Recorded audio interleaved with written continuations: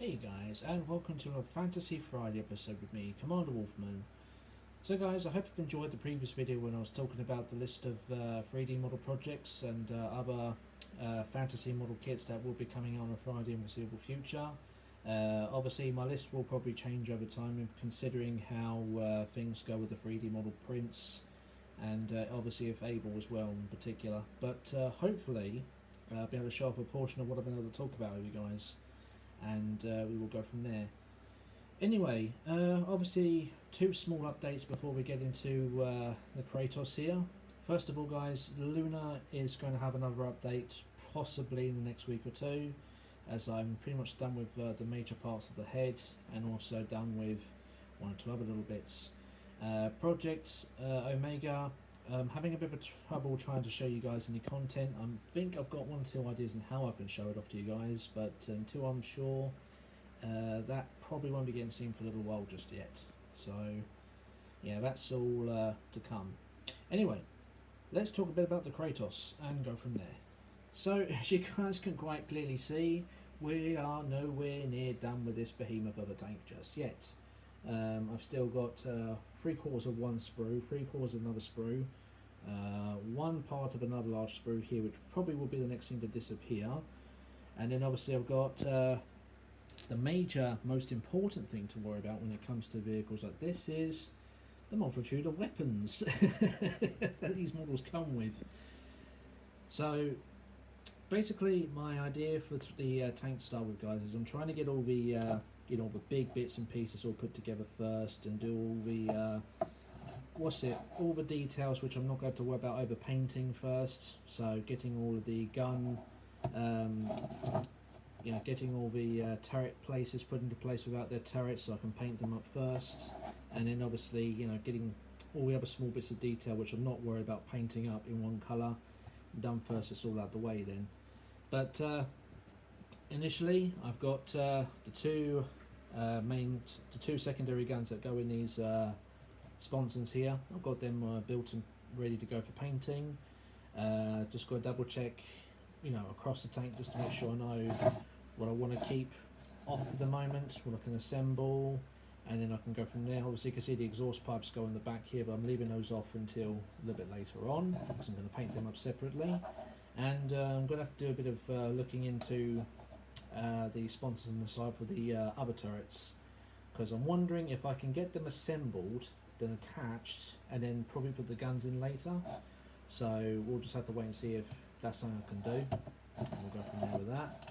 As for the main big gun turret itself, which I absolutely love, I love this design. Just gives me T62 or T72 vibes, because it's sloped, it's low, and it looks very aggressive. It's a very mean looking vehicle. I am still doing some research into the Kratos guys, so I'm not sure what the origins of the tank are, but obviously it's definitely before the 31st millennium, so way before that time. Obviously Horus Heresy, so it's way before that time.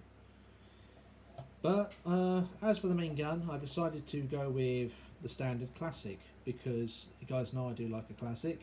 I do like a gun that can do a lot of damage, and I do like a gun that has a lot of punch to it. So this particular gun definitely does. I was going to go with the plasma type, but I thought, nah, I want to stick with something which I like the look of the most, and this is definitely the look I fell in love with. It's on the box art of the box itself, so I'm happy with how it looks there. Plus I've got a secondary gun here for doing some more damage to anything that decides to get too close. I'm assuming that's probably going to be for anti-infantry and smaller vehicles if they get too close. Mind you, this thing's going to be covered in gun turrets, so it's not a surprise really there. As for the colours, I've definitely decided I'm going to try and do, definitely going to do a Space Wolf look for the Kratos. So some people may like this, some people may not. And well, you guys know me, I've said this before, my model, my rules. You don't like it, get your own and do your own one. But I'm going to paint mine up looking like a proper Space Wolf tank. So I'm actually thinking I'll get a couple of kill scores put into one panel here. These two panels will have two wolf insignias on them eventually. This one I'm thinking maybe more kills, maybe a name or two sitting on the side. I might even do a classic idea and put a name on the side of the turret, you know, just like some vehicles do.